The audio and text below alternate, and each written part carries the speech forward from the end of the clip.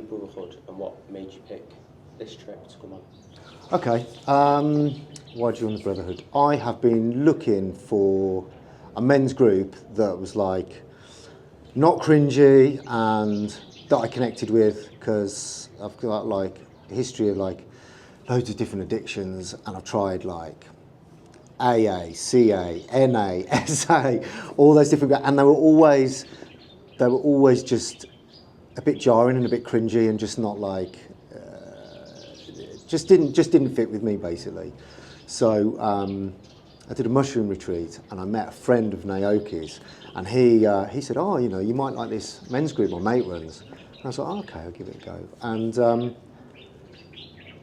it's been really helpful, to be honest. I'm not super active, but like I've been on a couple of retreats with them now, and they're always so powerful. And I love the spiritual side of it. I love the fact there's lots of like shamanism involved. Yeah, and I was like, I guess the reason I wanted to join a men's group was just to try and find connection with other men that I just haven't got in my life anymore. I've got all the toxic male relationships I had. I've slowly like the game of Guess Who, I've slowly like flicked them down one by one. So now there's just none left. So trying to find a group of men that I can connect with that are like real and sound, but like not knobs, not idiots, you know. And these guys, this hits the spot. So when the opportunity to go on this hike at Mount Toubkal, I just jumped on it as soon as it was put in the group. I was like, yep, booked on it, paid the deposit. Then I would like book my flight straight away. I was like, I'm going on this, and it was incredible. I had no idea it would be as challenging. I mean, I love doing things outside. I love doing like camping and like hiking and just generally anything outdoors. Absolutely love it. And the spiritual side is it's not totally new to me, but I'm like learning more and more about it. And I've got 2 girls, so I'm trying to be like the best version of me that I can be for them. Which always gets me when I talk about them. But yeah, and the journey at Mount Toubkal was like so much more than I could have ever imagined. Yeah, it was like the challenges of getting up there together as a group, like helping each other along, and you know, the camaraderie and the community that was involved to get us there was just so much more than I could have ever imagined. Yeah, the depth of conversations that we had, yeah, it was like really incredible, like really touched me. Yeah. So I didn't even know about the Brotherhood before this trip. Really? Yeah, I'm not part of the group. I was just came along as a photographer basically. And like you were saying before about the spiritual side and stuff, I'm not totally new to it because I've like dipped my toe in like a couple of years ago. Yeah. But like car ceremony stuff, never even heard of it and got a clue. So all this has been completely new. And like you said, like to be around a group of men or just people in general, no matter who they are. Yeah. There's like no masks. Yeah. It's so strange because I come here obviously not knowing who the Brotherhood are, and everyone's just like so real. It's bizarre. Yeah. But like in a good way. Yeah. I have, even when, like in my 20s, when I did have a group of like lads to hang around with, it was quite toxic. It was like, the banter was always a little bit sort of, not too much. I love banter, but it was just like, it was always a little bit sort of snidey and a little bit too personal and a little bit, you know, too much of a nasty edge to it. And yeah, and it's just, yeah, I've never been around a group of guys that are like nice, normal, but like so open and talk like really real. Yeah, it's like, and the last retreat I went on was much smaller, and it was like in the woods, and there was a bit that I think there was about maybe like only about 5 of us, and that touched on it. But this group's so much bigger, and for everyone to be so open, it's like it's a real eye opener. Like I've never known. I don't think I've ever really known guys like it, like in my life. Yeah. I was saying to Sam earlier that, well, he didn't know that I wasn't part of the group.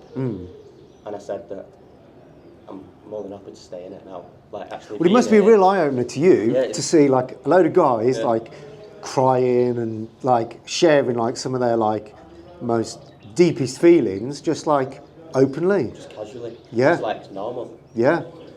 Strange. Yeah. But like a good strange. Yeah, it's the kind of thing... Strange isn't the right word, is it? But unusual. Yeah, you're not used to it. It's like the kind of thing that you might open up... We open up in the group in a way that you might open up to your missus when things get really hard, and then you might break down, and then you talk to her in that way. But here it's like with a bunch of strangers that you don't know, and you do have to keep telling yourself it is a safe place to like cry and stuff. Because in those Icaros and the songs in the beginning, I could feel the tears coming, and I didn't really know why. But like I have had a lot of trauma, so it's going to come out at some point, which I have dealt with over like the last 10 years. But I could feel it coming, and I was thinking, oh, is it time to cry? So I was thinking, is anyone else crying? And I was like, oh, maybe not. And then it'd come, and then it'd go, and I'd be like, oh, that's all right, I've breathed through it. And then I'd be like, oh no, it's coming. Oh no, I've breathed through it. And then when the Icaros stopped, I saw a few people with like teary eyes. And I was like, oh, okay. And then when they said, pair up and like talk to the person next to you. And Mike was there, and I just grabbed him and just like sobbed into his shoulder for like 5 minutes. And it was like so needed. It was like I was waiting for like the right moment with the right person to let go. And it was like, oh, it felt like such relief. And like, I'm glad it happened this morning, because like all day I felt so much lighter and like just like so good for it. And just there's no way that would have happened without the Brotherhood, the group, the retreat, the walk, the journeys, the tiredness, and all of that. Like, it just wouldn't have happened without all of that, yeah? Yeah, it's amazing. I think, to be honest, I don't think I need to do any more questions than that. Yeah? You pretty much answered them. We'll just do 2 quick ones then. Yeah. Is there anything that you've learned from this that you can take back home and apply it to your life? And then give me your best and your worst moment. Yeah, Whether that's physically or like mentally, emotionally, whatever it is. Okay. Definitely the thing I take away is in the circle this morning when Hugo said about it doesn't have to be a ceremony for it to be a ceremonial space. And he said sometimes it all just blurs into one.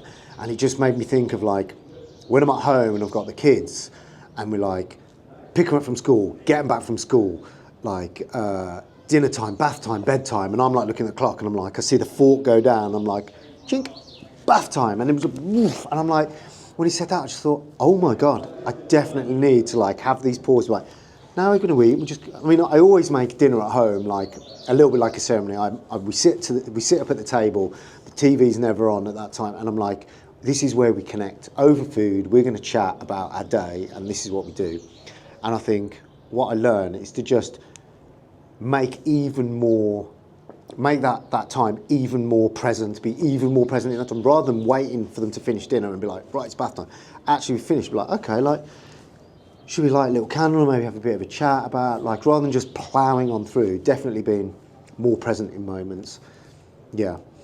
And best and worst moments.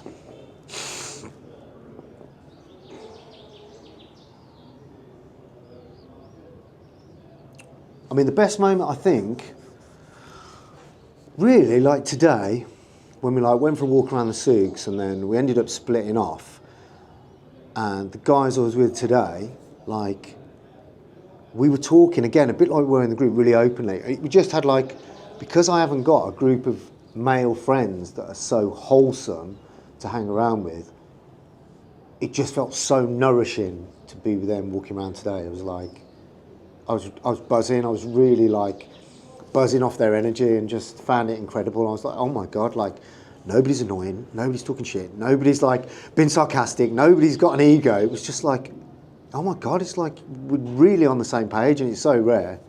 So that was probably one of my best moments walking around today, even though my legs were hurting. And then my worst moment was probably just, we've been up Toubkal, We've come back down to halfway. Then we picked up a heavy bag. Then we've gone back to the mill where we started. Then we've done the fucking 2-hour car journey but to Marrakesh. By that point, I was feeling really like jaded and a bit shaky. And then we got here first, and I think my worst moment was then, just like being really overtired and exhausted, and trying to sort out who was in what room, and just like I moved from one room to the other, and I could feel myself getting really annoyed, and I was just like, it was only natural because of like we were so overtired. So probably just like the worst moment was just like the sheer exhaustion at the end of it, and just like being pushed that far. But like Hugo said this morning, all that pain's gone now, and we sat having cacao and chatting, and like it's done. So, and I knew it'd be temporary, but I don't even think it was like the worst moment. It was one of the hardest points. Like still trying to cognitively function and speak and walk around when you've been on your feet for like 12 hours. That was probably the hardest point. Yeah. Yeah. I was getting super pissed off on the way down. Yeah. From the summit. On the way up, my crampons broke. Yeah. Right? I saw you only had one on the way down. Yeah. And then on the way down, it broke again, both of them. And I was like, like, I was like proper pissed because I was knackered, right? And I had basically no water because it had all frozen over. And I was like, for fuck's sake. Like, I was on my own because I was like parted away from the group a little bit. I was just saying, like, fucking hell. Like, probably like going sick of myself. Yeah. And then the guide gave me this one. So I had odd one. This one was like, just like tied up basically, kind of a makeshift crampon. Yeah. This was a good one. And then that broke. Oh my God. And that was probably from, for about at least an hour and a half. Oh my God. Going down, one crampon, sticks in my hand, trying to take pictures. Yeah. Yeah. But that was the only time that I actually got like angry. Because I don't really get upset. I just get angry. But it's a bit like, I don't know, it's a bit strange because here, like with everyone you're with, if you feel like that, because I was speaking to Mike about, I think it was Mike, Miracle Mike. Yeah. That like that anger feeling is just like, it's like this and nothing. Yeah. Yeah, it's got to come out. It's like healthy anger, just like expressing it and that. So how old are you? 23. Oh man, you're young. And if you can tap into like this, like, I wish I'd have known about like this sort. I wish someone could have shown me, like when I was your age, like this is like how to be as like a man. These are like good traits. I had like no like decent father figure like in my life. Just like everything, like I would be like totally the opposite to my dad. So if you can like tap into this, and you're going to stay in the group then. Yeah. At like 23, fucking hell. Like I'm 45, so like I wish I'd have found it sooner. Yeah. So good for you. Yeah. Even something simple like a hug. Like I don't hug men. I just yeah. I hug my mum and hug my nan. Yeah. Like all the men in my family, it's a handshake. Yeah. So even like on the first day of an introduction, I was like, welcome to the hug. This is weird. Yeah.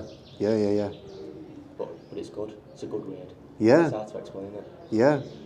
Because I'm like total opposite to all this. But obviously, everything's all there. You just don't think about it. You know what I mean? You just shrug it off. Yeah. Strange. Yeah. Yeah. Cool. Let's have a hug now then. That's it then. Yeah. That's it. Well done.